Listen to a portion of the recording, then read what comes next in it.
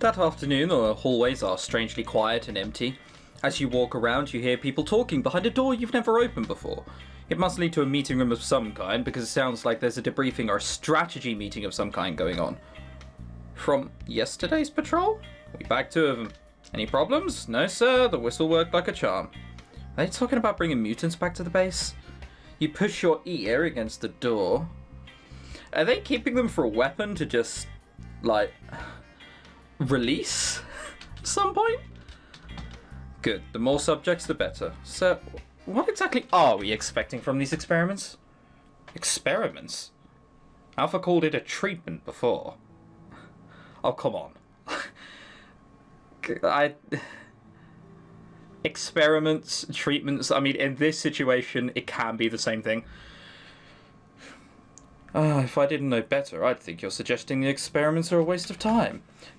No, sir, I didn't mean... Maybe the concept of weaponized monsters sounds boring to you? Oh, yeah, I thought so. No, sir, I'm sorry, I spoke out of turn. In the future, keep your fucking mouth shut and keep bringing in the mutants, or you can feed them, you understand? Yes, sir. You've never heard Alpha speak like that before. And he lied. They're not trying to help the mutants, they just want to find a way to control them. Alpha did keep talking about a dream of a new world. Apparently weaponized killing machines are part of that dream. About Lenny? Lenny's name jolts you back into the conversation. Don't see why we can't just kill him. Yeah, 1 bullet between the eyes, problem solved. Problem not fucking solved, you dumb shits. This isn't the Alpha you've known. There's no measured tone, no easygoing sincerity. Is this the real him? Of course we're gonna fucking kill him, but we need the girl on our side first. She practically is already. Why are we still pussyfooting around? She knows where the bunker is, right? Yeah, we can just force her to take us there. Bad idea. Your stomach flips, even Gamma. The fact she even found her way here is bordering on a miracle. If we act too hastily and botch things with her, we'll never find the others. The others? Oh god, they really believe there are more people back in that lab. And for some reason, they can't get there on their own? Is this what Gamma was talking about when he said the head scientist record died with them? Tap, tap, tap. Suddenly you hear footsteps coming around the corner. Pulling your ear away from the door, you make a dash for it and barely escape being seen. Not long after, the meeting lets out. You loop around the corridors, avoiding as many of the soldiers as you can, trying to look natural. I don't think we can call them soldiers anymore. To be fair, we have just found out what they are. Stopping by Lenny's old room, you slip your hand under his pillow and pick up the knife he once mentioned hiding. David, what are you doing in here? Spinning around, you see Gamma standing in the doorway. You hold the knife hidden behind your back and think fast. Attack him, threaten to him, talk to him. He's a scientist. We can talk to him. It's fine. Gamma, come in. Sure. He takes a few steps towards you, open and undefended. I need to know something. Okay, what is it? Tell me who you are. What? You know. Tell me who you really are. I'm a scientist. And the others, what are they? Gamma looks into your eyes. He must realize that you already know too much. Not military. Bandits. The bandits who killed Lenny's family? They killed a lot of people. They killed everyone at this facility. Except you? I may have oversold my usefulness to them, told them about the Easter Initiative. All those people is stasis. They slaughtered every other scientist stationed here and were left with me, the useless one who doesn't even know where the Easter Initiative bunker is. He doesn't even know how to find out. Then they took over the base, decided to play at army boys, while I struggled to find any small way to make myself useful to them. The bandits killed the Easter Initiative project runners. No wonder it failed, no wonder everyone died. It strikes you how incredibly lucky you were to make it out of that bunker. I'm not proud of what I did, but I am alive. You tighten your grip on the knife and pointed at him. We have to get out of here. Me and Lenny, and you're going to help us. Huh? Help you? I might as well let you kill me now rather than wait for Alpha to do it. You probably won't be as creative with it as him. You can come with us. I'll tell you where the bunker is. You don't know how creative I can be. You can come with us. That sounds like a good idea. Gamma laughs sadly and shakes his head. Somehow I don't see that arrangement working well for anybody. This is a private conversation? A sudden shadow in the doorway startles you. Sorry, I couldn't help it over here. Your stomach drops. Men! Suddenly, 2 soldiers burst in an instant. You're disarmed and restrained by their strong hands. Honestly, Miss David, it's a shame you had to fuck things up like this. Take her downstairs. As you are hauled away, you catch a glimpse of Gamma. He watches after you, seeming conflicted, but doesn't raise a hand to help you. Not that you're expecting anything. I'm hoping he's going to help in the future and be our white knight who'll open the cells in the middle of the night. Probably won't happen. Probably won't. The door to Lenny's cell open and you are thrown inside. Lenny, reclining on one of the beds, sits up in surprise. What the? The soldiers close and lock the door behind you and leave without a word. So, explanation? Right. You sit down beside him on the bed and take a deep breath, trying to explain everything. The problem is, if we say everything, Lenny's going to seriously want some proper revenge against Alpha. Shit. Yeah. I don't think that we're going to get out of this alive. You told Lenny what you know. In that time, he seemed to swing through the entire range of emotions. He leapt up from the bed to pace. He pressed his palms into his eyes as if to physically push back tears. He punched the wall. Finally, he ended on empty. He is sitting on the bed, staring blankly at the floor, and has been for some time now. Nothing you can do can prompt much of a reaction from him. Lenny. Talking doesn't work, touching him does nothing. You move to the other bed to give him the space he needs. Eventually, he lies down and faces the wall.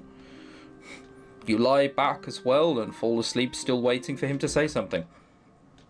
You wake at the sound of a tray of food being pushed through the slot at the bottom of the door. You two eat on your separate beds in silence. Morning. Is it morning? Isn't it impossible to tell down here? This is breakfast, so yeah. Oh. At least he's talking again. I like this answer. Snarky. I don't know. Pretty doomed. Maybe a 9 or a 10. They slip food through the slot twice a day. The guards won't say a word to me. The door never opens. There's no opportunity for escape that I've seen. Okay, what we need is a poster of a really attractive girl and a chess-making kit. If that doesn't... it won't work. They probably...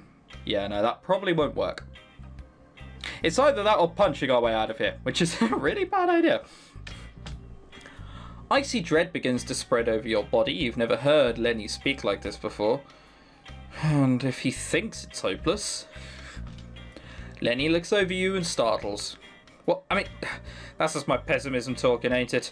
He's backpedaling. He must truly look miserable to shake him up like that. Not to worry, babe. The opportunity will present itself. Fuck, I called myself babe. And we'll grab it. Days pass, long, empty days. You'd think with nothing else to do that you and Lenny would talk more. God knows you've got enough to talk about. But incarceration seems to have put you both in a strange, lethargic state. The only proof that anyone else is even still out there comes when you get your morning and evening meals shoved through the door slot. Why do I get a feeling that that's going to stop? It's a strange existence, almost like not really being alive. You sleep most of the time. So hang on a second, they said they'd killed Lenny once we've got me on their side. Are they just going to stick me in there and hope that I come round at some point? That's a shocking idea. One day you're lying back on your bed when you glance over at Lenny and wonder how long it's been since his bandages were changed. Then it occurs to you, it's been a long time now. Lenny. You go sit beside him, reaching out a hand. You hesitate over the bandage around his arm. Maybe it's time? He jerks back his head. Nah, let's not. Despite his reluctance, you're pretty sure that it's past time for his bandages to come off. Come on, you're ready. Some good old-fashioned encouragement, right? That'll work. Says you. Oh, fine, you win. He shrugs and sits back like he couldn't care less. You know better. Starting with his arms, you carefully unwind the bandages covering his nearly healed wounds. By the time you reach his face, Lenny is stiffened with tension, and it's done. Your eyes roam over the newly exposed skin, taking in the change at the landscape of Lenny's body. His eyes are fixed resolutely off to the side, avoiding yours. It's not like we've got a mirror, but I guess I don't need one, huh? The arms are bad enough. How about the face? What's the damage? How gross is it? Like, there's fuck all there. It's... Oh, come on. Someone's just drawn on some lines with, like, the pencil tool in MS Paint. For God's sake. It's so strangely out of character that it never occurred to you. How long has he been feeling this way? It's a... Touch his face! Let's do it like that Lionel Ritual video. I'll pretend I'm blind. It'll be wonderful. You won't say a word. Placing your hands either side to his face, you simply trace the path of the scars with your thumbs. Come on, David, you're killing me here. You ignore how thick and unsteady his voice sounds as he closes his hands gently around your wrists. Guess it can't be too bad if you don't mind touching it. Listen, I've been meaning to say some stuff. He scoots back a little, putting some distance between you, but staying close. I've done so many bad things. I lied to you. I was keeping you like some revenge trophy or something. I led you into a fucking death trap. I didn't even want to go into that stupid mine. It's just that I knew we were getting close to this place. I just wanted to put off that moment for as long as I could. That moment when you'd see me for what I am. Lenny. He waves his hands. Now, you don't have to say anything. This is just me apologising, okay? I'm sorry and I won't lie to you again. And I love you. Nod, squeeze his shoulder. Squeezing his shoulder might hurt. You nod and he returns the gesture. A small smile starts to tug at his lips for the first time in a long time. A small smile? David, thanks. After that, the endless days continue until they end. One day, sometime after the morning meal, the door opens. While you and Lenny leap to your feet, two men have already pushed their way into the cell. They grab you by the arms and drag you out. Hey! Hey! Lenny lashes out, but it is too late to stop them taking you away. You hear the door slam shut again behind you. They're going to want me to take them to the special secret base. Wonderful. They bring you to a small unlit room with a chair in the centre.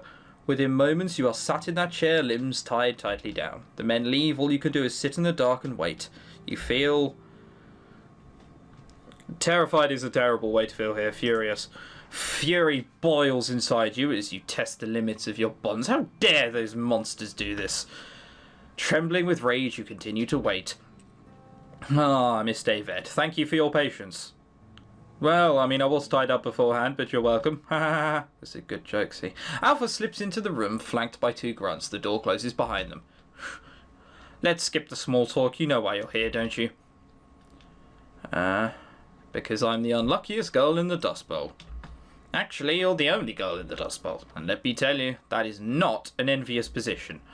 You give me the location of the hole you crawled out of, and I'll have a whole bunch of women to welcome into my new world. You refuse, and you'll have to bear their burden. He glances suggestively over his shoulder at the men either side of him. Your mind races, but can't land on the right thing to say. Just in case there are young people here, I probably won't spell out what's happening at the moment. These people don't know that everyone in the bunker is dead. If you tell them that, you're doomed. If you tell them where it is, there's no way they'll just let you go. They might even kill you if they think you've outlived your usefulness. If you refuse to tell them, well, they'll probably kill you. Or maybe they'll keep you alive for a while longer. They need that information, right? Let's make a deal. Because bandits never go back on those, right? Right? I don't remember. Sure. Fuck! I didn't mean to click on the... Oh, okay, yeah, it's Rempire. I can just skip back. I don't remember. Bullshit, start thinking harder. You act like I don't know how desperate you are. You need this information, and we're the only ones who can help you. Alpha pauses. We? Oh, no. I see. So the mongrel knows too, eh? Well, this changes things a little. No matter how you try to backpedal, the gleam doesn't fade from his eyes. Take her back. Alpha's grunts untie you and drag you out of the room while Alpha stands in silent thought, a small unsettling smile on his face. You're dumped back in and Lenny is immediately by your side, fussing. Are you okay? Did those bastards do anything? They didn't, but I made a mistake. What are you talking about? You explain what happened. Lenny listens quietly and has only a grim little smile for you once you're done. The important thing is that you're not hurt and we're both alive. Yeah, that's a positive way of looking at it. Wrong, but positive. We'll deal with the rest later. The next day, they come again. Lenny is ready this time and moves to stand in front of you, arms spread protectively. But the men haven't come for you. This time it's Lenny who's dragged from the cell, kicking and swearing, and you are left behind. Yeah, funny that. You fret for hours. It's late by the time the door opens again. Lenny is shoved inside. He takes a step, stumbles, and falls to the floor. Lenny! Fucking ouch. He's covered in deep purple black bruises. Did you tell them anything? Lenny groans and clutches around his stomach. That's where there must be more injuries. Wouldn't be alive if I had. So he hadn't. Okay. Good. Good.